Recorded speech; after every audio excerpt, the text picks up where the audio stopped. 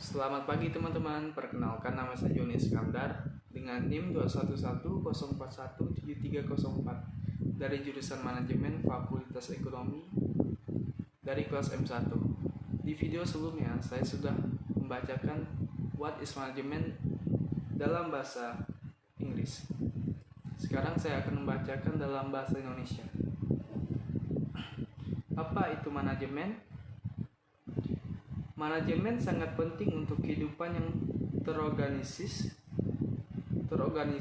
dan diperlukan untuk menjalankan semua jenis manajemen. Manajemen yang baik adalah tulang punggung organisasi yang sukses. Mengolah kehidupan berarti menyelesaikan suatu untuk mencapai tujuan hidup.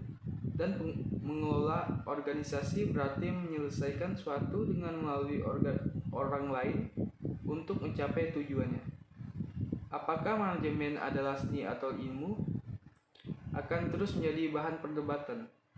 Namun sebagian besar pemikiran manajemen setuju bahwa beberapa bentuk latar belakang manajemen akademis formal membantu dalam mengelola dengan sukses.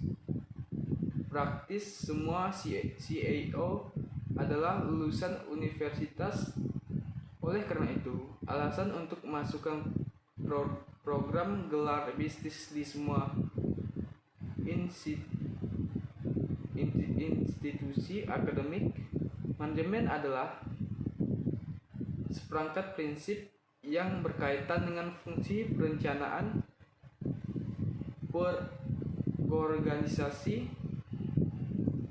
pengarahan dan pengendalian, dan penerapan prinsip-prinsip ini dalam memanfaatkan sumber daya fisik, keuangan, manusia, dan informasi secara efisien dan efektif untuk mencapai tujuan organisasi. Definisi manajemen. Banyak pemikiran manajemen telah mendefinisikan manajemen dengan cara mereka sendiri. Misalnya, Van Vil dan Peterson mendefinisikan manajemen sebagai serangkaian kegiatan yang diarahkan pada pemanfaatan sumber daya yang efisien dan efektif dalam mengajar pengajar satu atau lebih tujuan.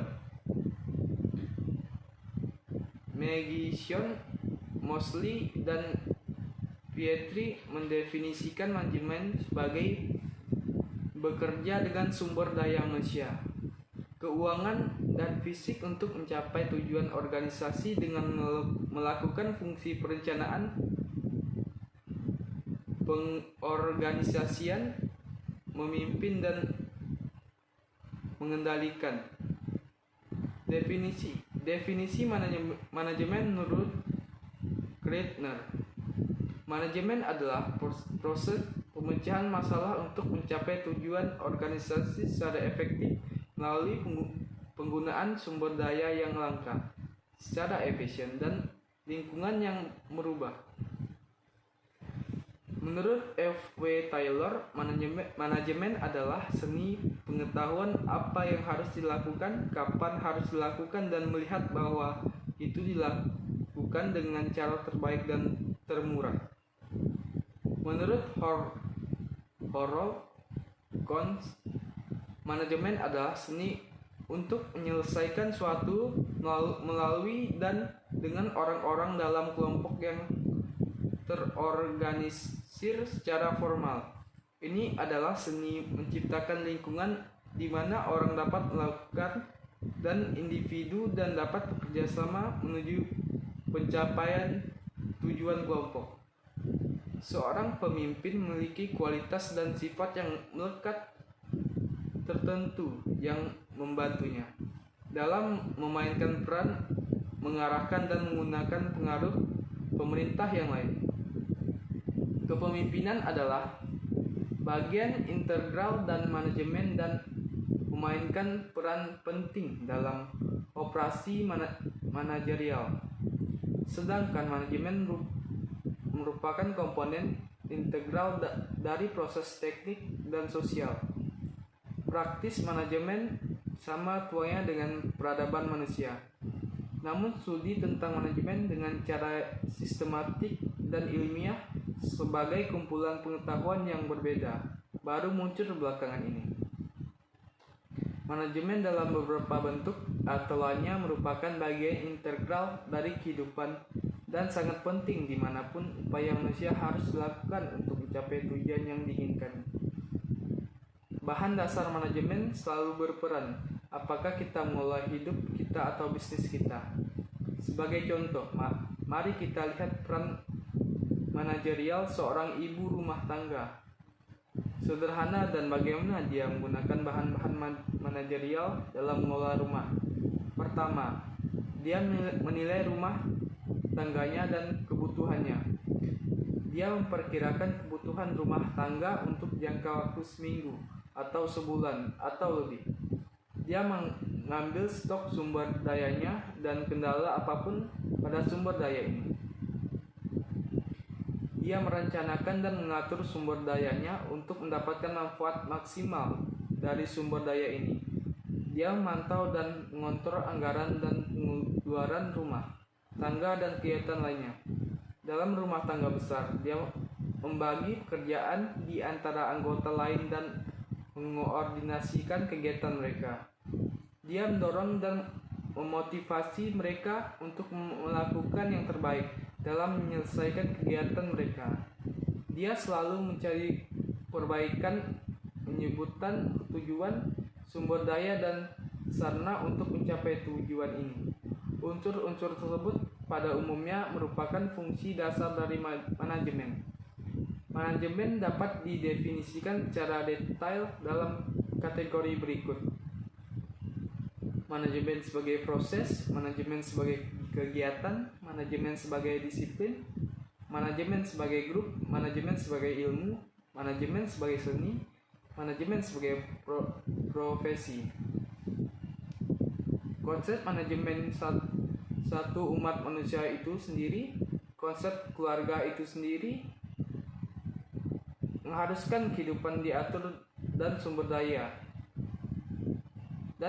makan dibagi sedemikian rupa untuk memaksimalkan kegunaan sumber daya tersebut. Mengambil langkah-langkah yang tepat untuk melindungi keluarga dari serangan binatang buas. Rencanakan kemana akan pergi, memancing dan berburu dan dengan siapa.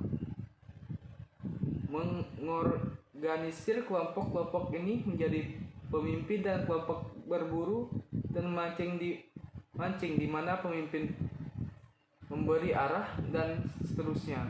Semuanya adalah bahan halus dari manajemen dan organisasi. Sebuah studi dari berbagai orang di seluruh dunia menunjukkan contoh yang baik dari struktur organisasi dan evolusi organisasi selama bertahun-tahun. Pasar terbuka desa di sebuah suku dan departemen store besar di kota modern melayani kebutuhan yang sama dengan cara yang sama, yaitu menyatukan barang-barang yang dibutuhkan orang. Sementara organisasi kesukuan bersifat sederhana. Organisasi modern jauh lebih canggih dan kompleks dengan banyak inovasi teknologi. Namun, bentuk dasar manajemen dan struktur organisasi tampaknya sudah ada sejak awal aktivitas manusia yang terorganisir. Bahkan catatan sejarah menunjukkan penerapan beberapa teknik manajemen saat ini sejauh 5.000 sebelum Masehi, ketika bangsa Sumerial kuno menggunakan catatan tertulis di dalam membantu operasi pemerintah. Piramida Mesir dibangun pada awal 3000 sebelum Masehi, membutuhkan upaya terorganisir lebih dari 1 juta pekerja. Wajar jika semua fungsi manajemen modern, yaitu perencanaan, perorganisasian, pengarahan, dan pengendalian, memainkan peran penting dalam pembangunan monumen ini. Demikian pula, peradaban awal India menjadi saksi kehidupan yang terorganisir. Manajemen sebagai suatu sistem tidak hanya merupakan elemen penting dari masyarakat yang terorganisir, tetapi juga merupakan bagian integral dari kehidupan ketika kita berbicara tentang pengelolaan hidup kita. Mengelola kehidupan kita tidak jauh berbeda dengan mengelola organisasi dan seni. Manajemen ini telah bersama kita sejak dahulu kala, sama seperti kehidupan yang dikelola dengan baik sejauh lebih terorganisir. Berorientasi pada tujuan dan sukses. Manajemen organisasi yang baik membuat perbedaan antara keberhasilan dan kegagalan organisasi. Mungkin pentingnya manajemen disorot oleh mendiang Presiden Amerika Serikat John F. Kennedy ketika dia mengatakan bahwa peran manajemen dalam masyarakat kita sangat penting dalam kemajuan manusia. Ini berfungsi untuk mengidentifikasi kebutuhan besar zaman kita untuk meningkatkan standar hidup semua orang melalui manfaat sumber daya manusia dan material secara efektif.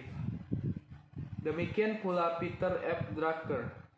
Otoritas manajemen terkenal telah menekankan pentingnya manajemen untuk kehidupan sosial. Dia menyatakan hampir 25 tahun yang lalu bahwa manajemen yang efektif menjadi sumber daya utama negara-negara maju dan itu adalah sumber daya paling dibutuhkan untuk negara-negara berkembang. Pekerjaan seorang manajer sangat penting untuk keberhasilan organisasi manapun. Semakin kompleks organisasi, semakin penting peran manajemen di dalamnya. Manajemen yang baik membuat sesuatu terjadi. Pentingnya manajemen dalam organisasi manapun ditekankan oleh Profesor Leonard R. Stiles dalam pidatonya kepada sekelompok spesialis pengembangan manajemen sebagai berikut. Kita harus menemukan cara untuk meyakinkan masyarakat secara keseluruhan dan mereka yang melatih pada manajer khususnya bahwa masalah kepemimpinan yang sebenarnya dari lembaga kita menyelesaikan sesuatu. Implementasi pengembangan yang konsensus membuat keputusan yang tepat di tingkat waktu yang tepat dengan orang yang tepat adalah di mana tindakannya. Meskipun kita sebagai masyarakat belum belajar untuk memberikan banyak penghargaan kepada manajer, saya harap kita dapat bergerak menuju pengakuan bahwa pekerjaan manajerial dan kepemimpinan adalah salah satu tugas paling penting dari masyarakat kita. Karena itu, mereka layak mendapatkan status profesional yang kami berikan pada bidang pengetahuan yang lebih tradisional. Pada dasarnya, ada 5 fungsi utama manajemen. Ini adalah yang pertama, perencanaan. Kedua, pengorganisasian. Ketiga, kepegawaian. 4, penyutradaraan. Kelima, pengontrol. Fungsi pengendalian terdiri dari koordinat, pelapor, dan penganggaran. Dan karenanya fungsi pengendalian dapat dipecah menjadi 3 fungsi terpisah ini. Berdasarkan tujuan fungsi tersebut, Hergulik menciptakan kata postcode yang secara umum mewakili inisial dari ketujuh fungsi tersebut, yaitu P singkatan dari planning, O berarti organizing, S berarti staffing, D berarti distinct, CO untuk ordination, sing, R untuk pelapor, dan B untuk penganggaran. Tapi perencanaan, pengorganisasian, kepegawaian, pengarahan, dan pengendalian adalah fungsi manajemen yang diakui secara luas. Yang pertama, perencanaan. Perencanaan berorientasi pada masa depan dan menentukan arah organisasi. Ini adalah cara yang rasional dan sistematik untuk membuat keputusan hari ini yang akan mempengaruhi masa depan perusahaan. Ini adalah semacam tinjauan ke masa depan yang terorganisir serta tinjauan ke belakang yang korektif. Ini melibatkan memprediksi masa depan serta mencoba untuk mengontrol peristiwa. Ini melibatkan kemampuan untuk meramalkan efek dan tindakan saat ini dalam jangka panjang di masa depan. Peter Drucker mendefinisikan perencanaan berikut. Perencanaan adalah proses berkelanjutan membuat keputusan kewirausahaan ini secara sistematis dan dengan mengetahui terbaik tentang masa depan mereka. Mengatur secara sistematik upaya yang diperlukan untuk melaksanakan keputusan ini dan mengukur hasil keputusan ini terhadap harapan melalui umpan balik yang terorganisir dan sistematik. Program perencanaan yang efektif menggabungkan efektif dari faktor eksternal maupun internal. Faktor eksternal adalah kekurangan sumber daya, baik modal maupun material, tren ekonomi umum sejauh menyangkut suku bunga dan inflasi, kemajuan teknologi yang dinamis meningkatkan peraturan pemerintah mengenai kepentingan masyarakat, lingkungan politik internasional yang tidak stabil, dan lain-lain. Faktor eksternal yang mempengaruhi perencanaan adalah peluang pertumbuhan yang terbatas karena kejenuhan yang membutuhkan diversifikasi, perubahan pola tenaga kerja, struktur organisasi yang lebih kompleks, desentralisasi, dan lain-lain. Nomor 2.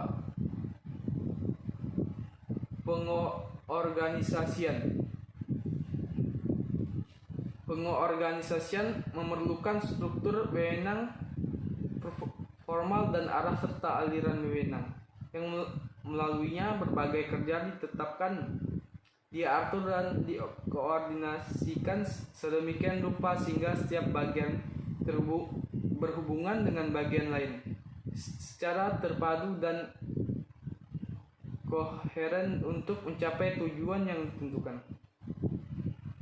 Menurut Henry Fayol, untuk mengatur bisnis adalah menyediakan segala sesuatu yang berguna atau fungsinya, yaitu bahan baku, peralatan, modal, dan personel.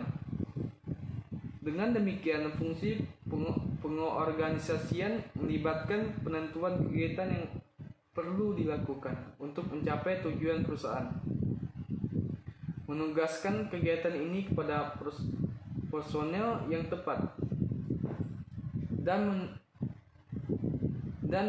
mendelegasikan wewenang yang diperlukan untuk melaksanakan kegiatan ini secara terkoordinasi dan kohesif. Oleh karena itu, fungsi pengorganisasian berkaitan dengan mengidentifikasi tugas-tugas yang harus dilakukan dan mengelompokkan bila terlupakan.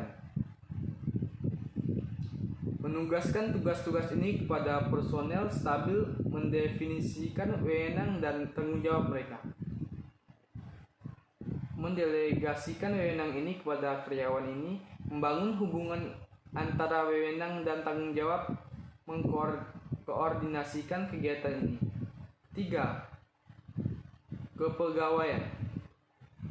Staffing adalah fungsi mempekerjakan dan mempertahankan tenaga kerja yang sesuai untuk perusahaan, baik di tingkat manajerial maupun non-manajerial. Ini melibatkan proses perekrut, pelatihan, pengembangan, kompensasi, dan evaluasi karyawan dan mempertahankan tenaga kerja ini dengan insentif dan motivasi yang tepat. Karena unsur manusia merupakan faktor yang paling vital dalam proses manajemen, maka penting untuk merekrut personel yang tepat. Menurut Coates dan Donnell, fungsi manajerial kepegawaian melibatkan pengelolaan struktur organisasi melalui pemilihan, penilaian, dan pengembangan. Personel yang tepat dan efektif untuk mengisi peran yang dirancang dalam struktur. Fungsi ini bahkan lebih penting lagi karena orang berbeda dalam kecerdasannya, pengetahuan, keterampilan, pengalaman, kondisi fisik, usia, dan sikap mereka, dan ini memperumit fungsi tersebut. Oleh karena itu, manajemen harus memahami selain kompetensi teknik dan operasional, struktur sosiologis dan psikologis tenaga kerja. 4. Penyutradaraan. Fungsi pengarahan berkaitan dengan kepemimpinan, komunikasi, motivasi, dan pengawasan agar para pegawai melalui kegiatannya dengan cara yang seefisien mungkin untuk mencapai tujuan yang diinginkan. Unsur kepemimpinan melibatkan pengeluaran instruksi dan membimbing bawahan tentang prosedur dan metode. Komunikasi harus terbuka dua arah sehingga informasi dapat disampaikan kepada bawahan dan umpan balik yang diterima dari mereka. Motivasi sangat penting karena orang yang bermotivasi tinggi menunjukkan kerja yang sangat baik dengan arah yang kurang dari atas. Mengawasi bawahan akan menghasilkan laporan kemajuan yang berkelanjutan serta meyakinkan atasan bahwa arahan sedang dilakukan dengan benar. 5. Mengontrol. Fungsi pengendalian diri dari aktivitas-aktivitas yang dilakukan untuk memastikan bahwa kejadian-kejadian tersebut tidak menyimpang dari rencana yang telah disusun sebelumnya. Kegiatannya terdiri dari menetapkan standar kinerja kerja, mengukur kinerja dan membandingkan dengan standar yang ditetapkan ini, dan mengambil tindakan korektif jika dan bila diperlukan untuk memperbaiki penyimpangan. Menurut Coates dan O'Donnell, pengendalian adalah pengukuran dan koreksi aktivitas kerja untuk memastikan bahwa tujuan dan rencana perusahaan yang diinginkan untuk mendapatkan tercapai. Fungsi pengendalian meliputi sebuah penetapan kinerja standar,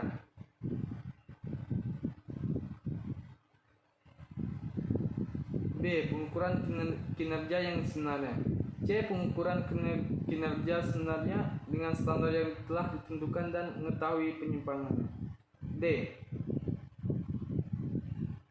Mengambil tindakan korektif. Kelima, fungsi manajemen ini saling terkait erat, namun fungsi-fungsi sangat tidak dapat dibedakan dan hampir tidak dapat dikenali di tempat kerja. Namun penting untuk menetapkan setiap fungsi secara terpisah ke dalam fokus dan menangannya. Sekian, terima kasih.